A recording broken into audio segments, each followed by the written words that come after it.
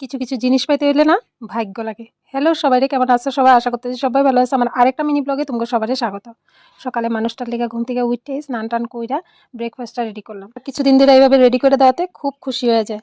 একবার ওর মুখের এক্সপ্রেশনটা দেখো তোমরা, কেমন যায় দেখলা তো ও কতটা খুশি। যাই হোক, ব্রেকফাস্টটা করার পর ও গেছিলো বাজারে, আর বাজারে গিয়ে নিয়ে এসে করটি মাছ বা চাপিলা মাছ, তোমরা কি কও জানি না, আমরা তো করটি বা চাপিলা দুইটার মধ্যে একটা কই আর কি। তো আনার পরে মানে খুবই ভালো ছিল মাছটা, একদম টাটকা। তো মাছটা সাইড করে রেখে আমি চা বানাইলাম মিস্ত্রি লিগা, মিস্ত্রির চা দিলাম, তারপরে আমি নিজে নিয়ে বসলাম খাইতে। কারণ চাটা যদি এখন না খাই পরে দিয়ে আমার মাছ কাটতে বসে পড়লে অনেকটাই বেলা হয়ে যাবে। তো চা খাইয়ে মাছ কাটতে নিয়েছিলাম। আর অন্যদিন না এই মাছটা আনলে কাটতে গেলে আমার মানে খুব খারাপ বা বাজে অবস্থা হয়ে যায়, কাটতে গেলে মানে মাছটা আর দেখার অবস্থা থাকে না।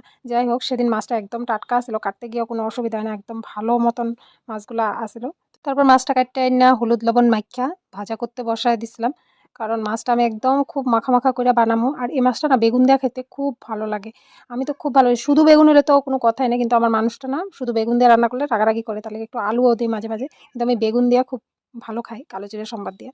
তো শুকনো করে মাছটা রান্না করছিলাম দেখে সিম দিয়ে ডাইলও রান্না করছিলাম, কারণ আমগো ঘরের ডাইল ছাড়া মানে ঝোল জিনিসটা না হলে আমার মানুষটা ভাত খেতে পারে না, তাহলে ডাইল বা একটু মাছের ঝোল পাতলাভাবে দিলে ভালো হয়। তো কিছুটা মাছ ভাজাও করে রাখছিলাম, কারণ ছোট মাছ ভাজা খেতে আমার মানুষটা খুব ভালোবাসে। তো সিম দিয়ে ডাইল হয়েছিল, তার সাথে হয়েছিল মাছ আলু বেগুন দিয়ে, আর কিছুটা মাছ ভাজা করে রাখছিলাম, আর সাথে নর্মাল ভাত যেটা হয় ওটা করছিলাম। আর আমি অন্য অন্য দিন না রান্না করতে গেলে প্রথমে ভাতটা রান্না করি, তারপরে অন্য তরকারি টরকারি যা থাকে ওগুলো রান্না করি। কিন্তু সেদিন আমার কি মাথা বুদ্ধি হয়েছিল, আগে সব রান্না করে নিছি তারপরে ভাতটা বানিয়েছি, তাহলে কেন অনেকটা দেরি হয়ে গেছিলো আমার মনে হয়েছে, জানি না, রুটিনটা একটু উল্টাপাল্টা হওয়াতে হয়তো। তারা ভাত রান্না করতে করতে মানুষটা আবার খাইতেও এসে পড়ছিল, তো ওরে খাইতে দিয়ে দিছিলাম, তারপর আমিও খাইয়া নিছিলাম।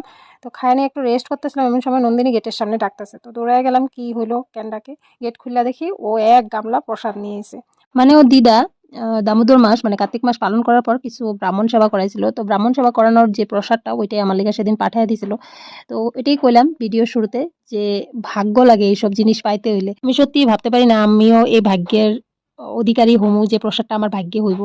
তো যাই হোক, ওর দিদা মনে করে আমার লিগা আর আমার মানুষটার লিগা প্রসাদ পাঠিয়ে দিছিল। তো সন্ধ্যা হইতে আমি প্রসাদ কিছুটা নিয়ে খাইয়া নিছিলাম, আর কিছুটা আমার মানুষটার লিগা রেখা দিছিলাম। আর এখানে প্রসাদের মধ্যে আসিল ডাল, অন্ন, শাক, বেগুন ভাজা, বাঁধাকপি ভাজা, ফুলকপি আলু দেয়া, পনিরের তরকারি, দই, মিষ্টি, পায়েস, বহুত কিছু। তো দ্যাটস ইট ফর টুডে। দেখা হবে তোমার সাথে নেক্সট ব্লগে। ততক্ষণ তোমরা সবাই ভালো থাকবে, সুস্থ থাকবে, টাটা।